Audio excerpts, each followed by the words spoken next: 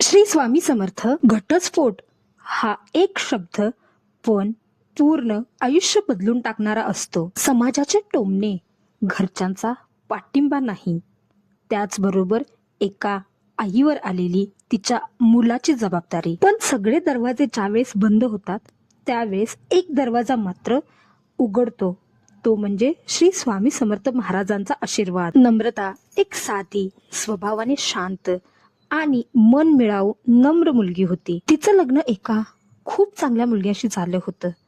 तिचं छोटंसं घर होतं. तिचा संसार अगदी सुखाचा चालला होता. नम्रता तिच्या आयुष्यात खूप खुश होती. लग्नाच्या महिन्याभरातच तिला एक गोड बातमी समजते. बघता बघता काही दिवसात नम्रता आई बनली. तिचा नवराही खूप खुश होता. त्यांच्या घरचेही सर्व काही खुश होते. पण हा तिचा आनंद काही जास्त दिवसाचा नव्हता. तिच्यासोबत नेहमी प्रेमाने मायेने वागणारा तिचा नवरा तिच्या बरोबर आता बोलत सुद्धा नव्हता.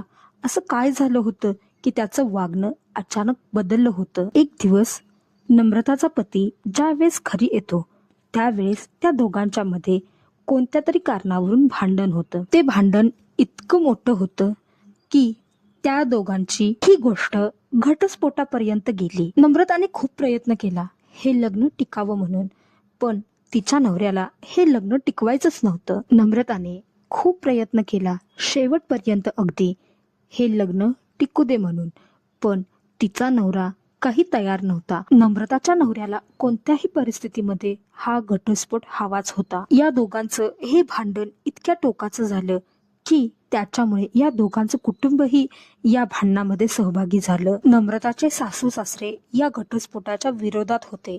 त्याचबरोबर नम्रताचे आई वडील सुद्धा या घटस्फोटाच्या विरोधातच होते. पण नम्रताचा पती मात्र त्याला हा घटस्फोट हवाच होता. कोर्टाची कार्यवाही चालू होते. नम्रता दररोज रडायची.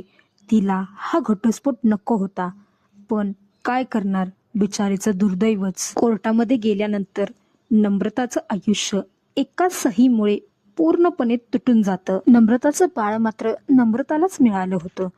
ती त्याला सोडायला अजिबात तयार नव्हती, कारण तो तिच्या रक्तामासाचा गोळा होता. नम्रताच्या पतीने मात्र घटस्फोट झाल्यानंतर अवघ्या काही दिवसातच दुसरं लग्न केलं, तेही त्याच्या कंपनीमध्ये काम करणाऱ्या एका मुलगीसोबत. नम्रताचा घटस्फोट झाला होता, पण खरी परीक्षा तिची आत्ता सुरू होणार होती. समाजाचे टोमणे ऐकण्यात ती पूर्णपणे स्वतःचं आयुष्य जगणं विसरूनच गेली होती. नम्रताच्या शेजारची माणसं किंवा त्यांचे नातेवाईक तेही सर्व नम्रतालाच दोष देत होते. हिच्यामुळेच काहीतरी झालं असावं, हिचीच चूक असेल, म्हणूनच तर नवऱ्याने हिला सोडलं. एकट्या बाईचं आयुष्य फार वाईट असतं, त्यात हिचा घटस्फोट झालेला. आता हिच्या बरोबर दुसरं लग्न कोणीच नाही करणार. त्यातून हिला एक मूल आहे, मग तर हिचं दुसरं लग्न होणं शक्यच नाही. दुसरं लग्न तर कसं होणार? पहिला नवरा तर सोडून गेला, म्हणजे अर्थात हिचीच चूक असावी, म्हणूनच तर तिचा डायव्होर्स झाला आहे. या सर्व टोमण्यांनी तिचं आयुष्य पूर्णपणे भरकटलं होतं. तिला जगावं की मरावं हे समजत नव्हतं. पण तिने आशा सोडली नाही. तिच्या आयुष्यात तिचं बाळ होतं आणि सर्वात मोठा आशीर्वाद म्हणजे स्वामींचा होता. नम्रता कामाच्या शोधात असते. ती सगळीकडे जाऊन काम मागत असते, कारण तिचं आणि तिच्या बाळाचं पोट भरण्याची जबाबदारी ही तिच्यावरच होती. तिचं बाळ तिला नेहमी विचारायचं, आई बाबा कुठे आहेत?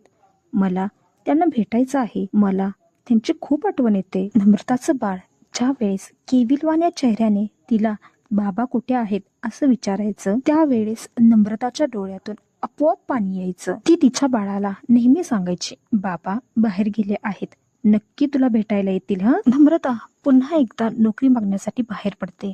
तिची सिच्युएशन स्टेबल नव्हती, म्हणजेच तिच्या हातामध्ये पुरेसे असे पैसे नव्हते. त्यात आणखीन भर म्हणून तिला कोणत्याही कामाचा अनुभव नव्हता, कोणत्याही प्रकारचं कौशल्य देखील नव्हतं तिच्याजवळ. त्यामुळे तिला प्रत्येक क्षेत्रातून नकारच येत होता. नम्रताला नोकरी मिळत नव्हती, त्यामुळे तिची परिस्थिती दिवसेंदिवस बेताचीच होत चालली होती. जवळ असलेले पैसे देखील आता संपत होते. पुढे काय करायचं हा प्रश्न तिच्या मनात सतत येत होता. नम्रता डोळे मिटून शांतपणे बसली होती. भविष्याचा विचार करत. त्याच वेळेस त्यांच्या घराच्या दारामध्ये कोणीतरी येतं आणि त्यांना श्री स्वामी समर्थ महाराजांची मूर्ती देतं. अर्थात येत्या काही महिन्यातच स्वामींचा उत्सव होता, त्यामुळेच या मूर्त्या सर्व लोकांना ते वाटत होते. पहिल्यांदा तरी नम्रता मूर्तीकडे दुर्लक्षच करते, पण काही दिवसानंतर ती त्या मूर्तीला देवघरात स्थापन करते आणि त्याची नित्य सेवा करण्यास प्रारंभ करते. नम्रता काही स्वामींची पहिल्यापासून भक्त नव्हती, पण जेव्हापासून ती मूर्ती तिच्या घरी आली होती त्यावेळेपासून तिचं मनपरिवर्तन होण्यास सुरुवात झाली होती. ती नित्य नियमितपणे स्वामींची पूजा करायची, अर्चना करायची. नेहमीप्रमाणे तिच्या शेजारची तिला टोमणे देतात. काय ग, तुझं कसं चालू आहे? पैसे तरी येतात कुठून तुला? तू काही काम करतेस ना काही धंदा, तरी सुद्धा तुझ्याकडे एवढे पैसे कुठून येतात? त्यांच्या सर्वांचं बोलणं ऐकून नम्रता खूप तुटते आणि स्वामींच्या समोर येऊन रडू लागते. स्वामी, का हो माझं आयुष्य असं झालं आहे? मी कुणाचं काय वाईट केलं आहे स्वामी? मला मदत करा, मला रस्ता दाखवा स्वामी. ज्याकडे काही असं उरलं नाही, फक्त माझं लहान मूल आणि तुम्ही दोघंच माझ्या जगण्याचा आधार आहात. एवढ्यात तिची बहीण तिच्या घरी येते आणि तिला रडताना पाहून म्हणते, का रडते आहेस तू?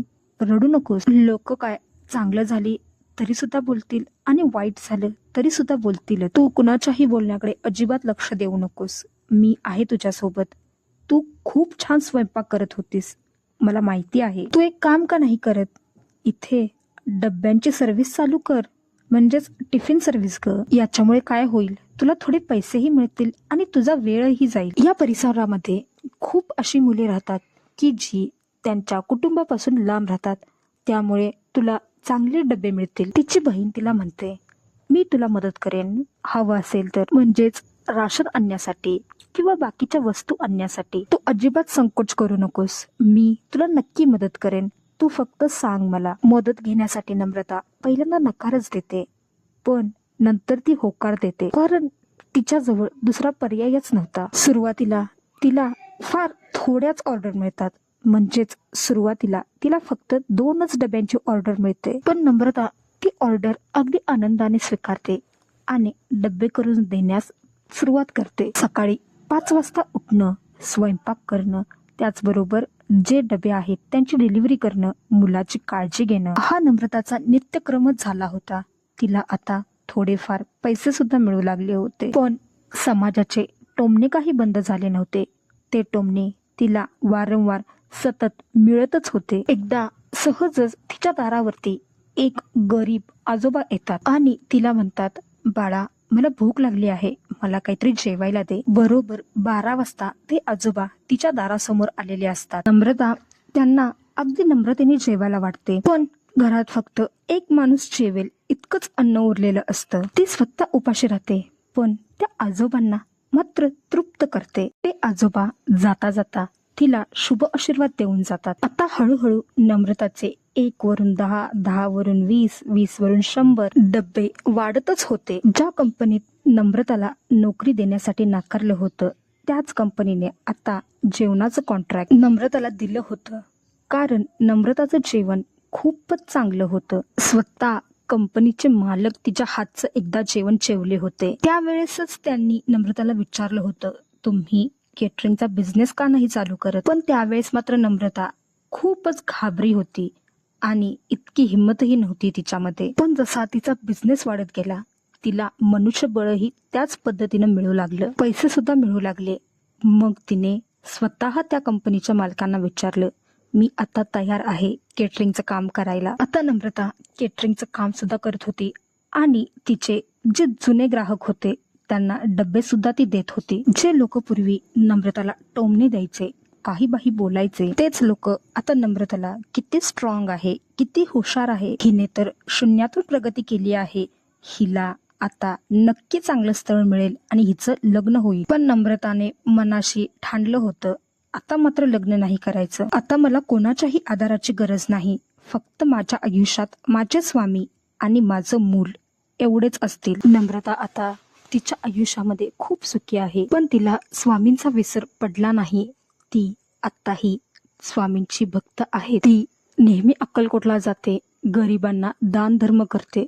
एखाद्याकडे डब्याचे पैसे नसतील तर त्याला डबा तसाच देते. नम्रता आधीपासूनच नम्र होती आणि मायाळू सुद्धा होती आणि आहे. आजही आपल्या समाजामध्ये घटस्फोट म्हणजे सर्व संपलं किंवा अंत असाच मानला जातो. पण या कथेत आपल्याला हे समजलं, घटस्फोट म्हणजे संपलं किंवा अंत नसतो, ती एखादी नवीन सुरुवात सुद्धा असू शकते. ही प्रेरणादायी कथा कशी वाटली हे सांगायला अजिबात विसरू नका. ही कथा आवडली असल्यास माझ्या चॅनलला लाईक करा, सबस्क्राईब करा आणि या कथेला जास्तीत जास्त शेअर करा. कमेंट बॉक्समध्ये श्री स्वामी समर्थ महाराजांच्या नावाचा जयघोष करण्यात अजिबात विसरू नका. धन्यवाद.